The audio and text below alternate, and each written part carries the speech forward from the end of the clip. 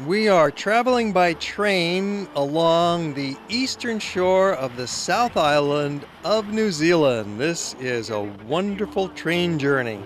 Comfortable train seating indoors, or you can stand outdoors, get beautiful views of green rolling hills with sheep and farmlands as you go by, and some of the most spectacular coastline that you'll ever see from any train anywhere in the world. This is quite a sight. Looks a little similar to California's Big Sur, another one of the world's greatest vistas. And this train makes it so much fun and convenient. You can stand in the open air car if you wish and get some really good photographs and enjoy the cool fresh air while you're still protected by the train itself. Enjoying this surf scenery gliding by, or sit indoors where it's a little warmer, perhaps a little more comfortable, passing the wine country. New Zealand is getting increasingly famous for its high quality grapes and wine production. We're heading north to Picton, which is the main city at the top of the South Island. Get off the train at Picton, and here we're going to transfer, walking just across the street over to the dock, passing the scenic watery harbor of Picton and getting on to the ferry boat. We're going to be crossing the Sound from the South Island to the North Island by ferry. For those who have cars, you can drive right on, or in our case, we walk on. You check your baggage and you claim it later at the end of the trip. It's a 3-hour cruise and it's very comfortable. You can walk the decks, plenty of room outside if you like to get that fresh air, and you'll enjoy a lot of scenery. You're not just crossing the open ocean. Most of the trip you're passing islands and the North Island, and then arriving, before you know it, the trip is over. And we are arriving now at the capital city of New Zealand, the city of Wellington. We're going to surprise you with this visit because most people are not very aware of Wellington, but it is a great city. Let's start with an orientation tour with a local guide on the bus. My name is Sam, and it's only my pleasure to show you the sights of Wellington today, which will be around about 3 hours to 3.5 hours. There will be advantage points where you'll be able to go for a walk if you desire. If not, just stay on the coach. Wellington was born in 1840, which was the first European ships that entered Wellington Harbour. So we'll now go head up onto the waterfront, and as we go along, enjoy the beautiful sights. Now, Wellington has 466,000 people who reside here in the city. This is the most expensive real estate area in the Greater Wellington area. The average apartment would be $600,000 to $700,000. We're about to see a lot of special sights on this bus tour. Look at that panorama of the city along the water's edge. Spectacular. And then we came across a huge school of dolphin. Even the bus driver hadn't seen anything like this in a long, long time. That was a spectacular photo stop.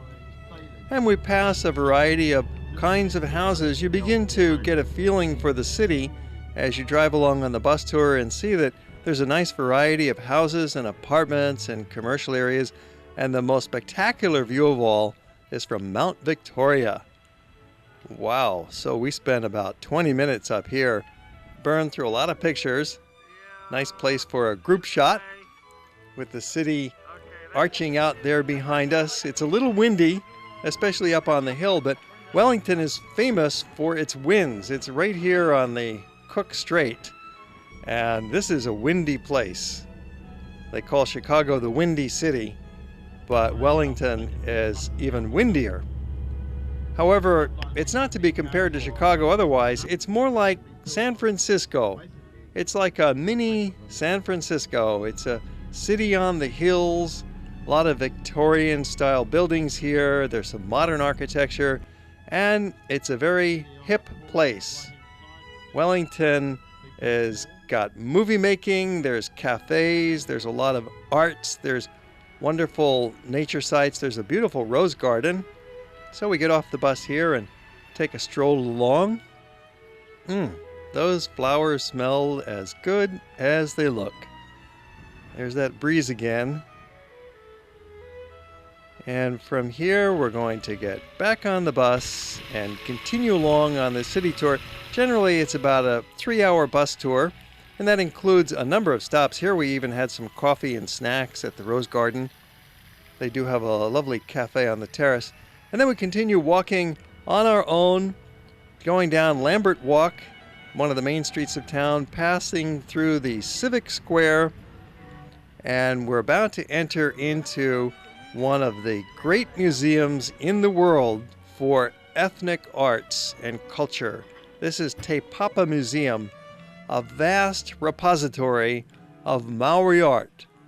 The art, the technology, the artifacts of the Aboriginal Maori people, the Polynesians, as well as a nice sample of modern art and technology. It's a history museum, it's an art museum.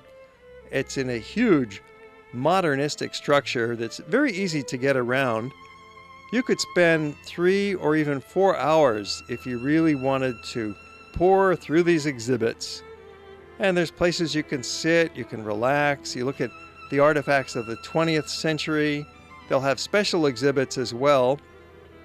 Here's the Italians in New Zealand.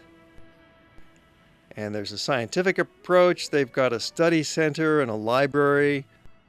It's a research institution. You can kick back, have some cappuccino and a sweet, or even have lunch. In a few minutes walk from the museum, you're in the heart of downtown on Cuba Street, which has lots of great restaurants.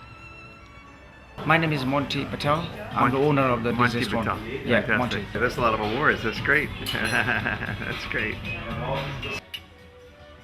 You'll find a lot of Indian restaurants. There's other ethnic restaurants, of course, and this was a winner. Not expensive and very tasty. Right along the Cuba Mall, which is a pedestrian mall. It's nice and quiet and peaceful here. It goes for about 8 blocks, right through the center of downtown. It's one of the more popular streets in the city. There's a number of these lively urban streets in the heart of Wellington, and Logan Brown Restaurant is perhaps #1 in the city, if not the country. This is a gourmet delight and not terribly expensive. Really, the dollar is pretty strong in New Zealand, and you can have a gourmet meal for much less than you'd expect. It's very safe to walk around in the evening here in Wellington. Walking back from Logan Brown back to our hotel, we're staying at the Ibis, which is right in the heart of downtown. Very convenient location, a nice modern hotel with good facilities, nice rooms, and an excellent breakfast room. Our group enjoying another breakfast together in the morning, starting out the day. There's so much to see in Wellington, you really should spend a couple of days here. Even though it's a place that's not that well known, you're going to find that it's a nice mix of culture, history, architecture. It's the governmental capital, a great place to visit.